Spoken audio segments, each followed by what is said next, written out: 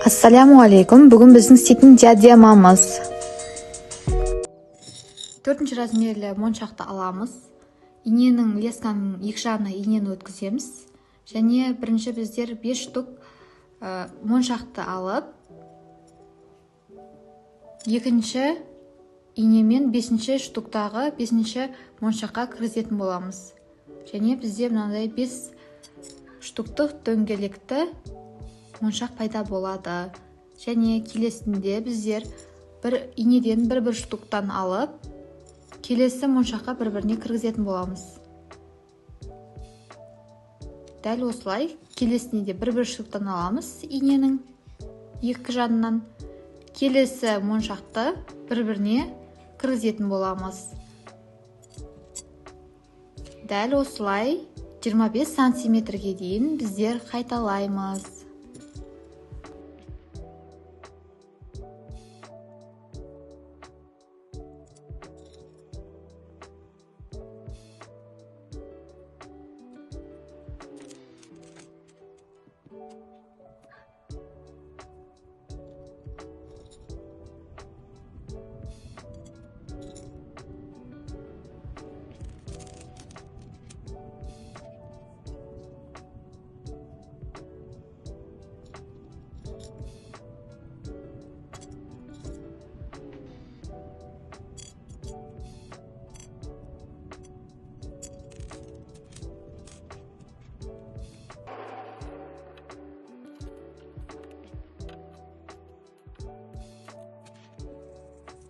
Лескамызды керегінше қиып алып, тура жаңағыдай лесканың екі жанынан инені кіргіземіз.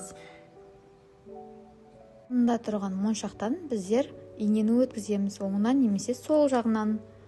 Және біздер осы жаңағы өткізген инемізден бір штуктан моншақты алып,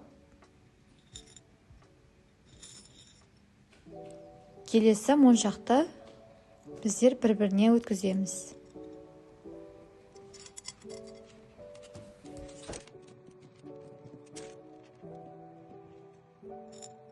Дәл солай бір штуктан инемізге аламыз екі жағынан, және келесі моншақты бір-біріне өткіземіз.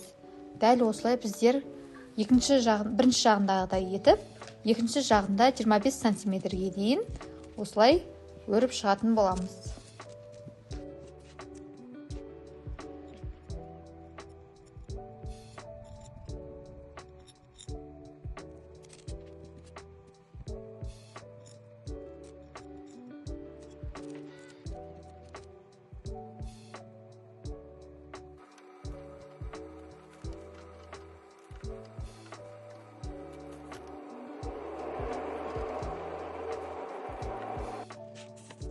Тоғызыншы қатардан біздер инені өткізіп, 4-ші размерлі моншақты 11 штук алатын боламыз. Сәндік үшін біздер 4-ші және 6-ші размерлі моншақтарды араластыра отырып, біздер 25 сантиметрге дейін осылай жалғастырамыз.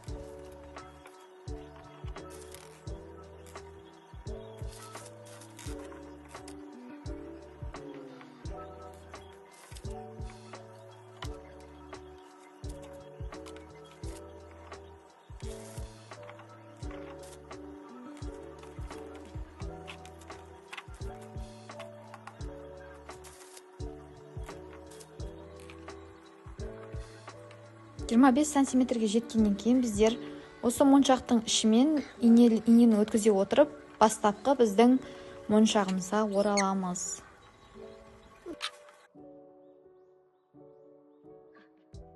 Осы жерден бірінші байлап аламыз. Мен кәдімгі қарапайым байлау түрін жасадым.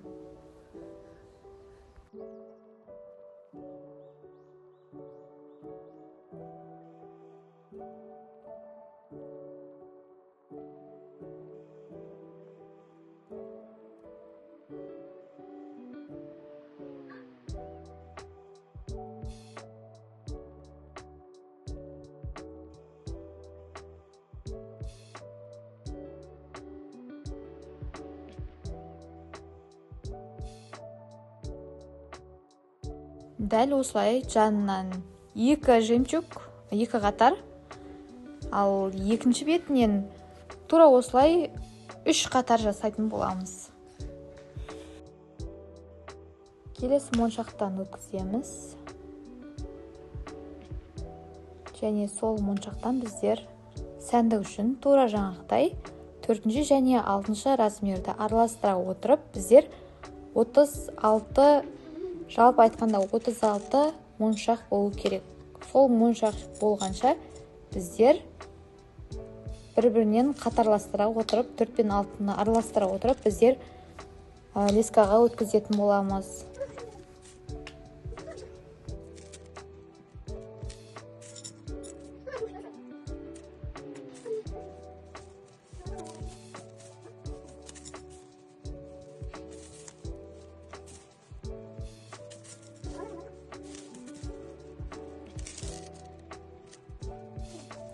Соңғы моншақтан өткіземіз, соңғы предпоследний моншақтан өткізіп аламыз.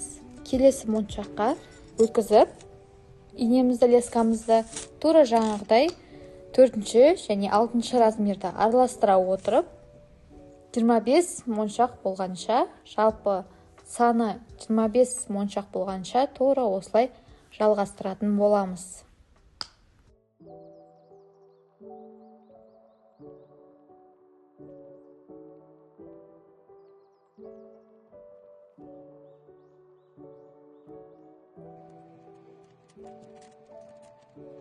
Осы жерде мен байладым.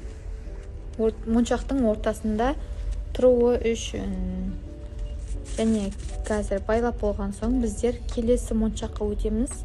Тура сол моншаққа жаңағыдай 4 және 6 размерлі моншақты араластыра отырып, 18, жалпы саны 18 моншаққа дейін өткізіп шығамыз. 4-6 размерлі моншақтарды араластыра отырып.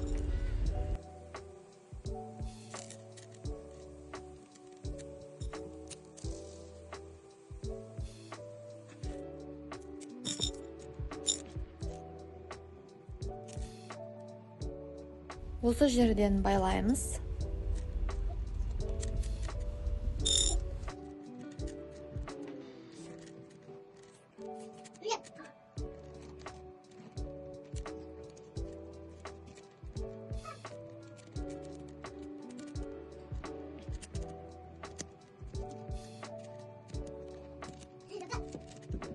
Бірінші жағын біттік, екінші жағында тура осылай қайталайтын боламыз.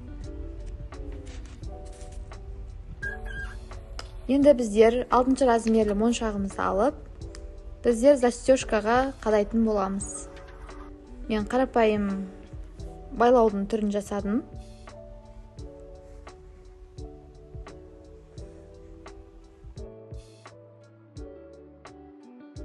Екінші жағына да 6 размерлі 1 штук моншақты алып, осы жеріне негізі сіздер цеп қойсаңыздар да болады, шынжыр.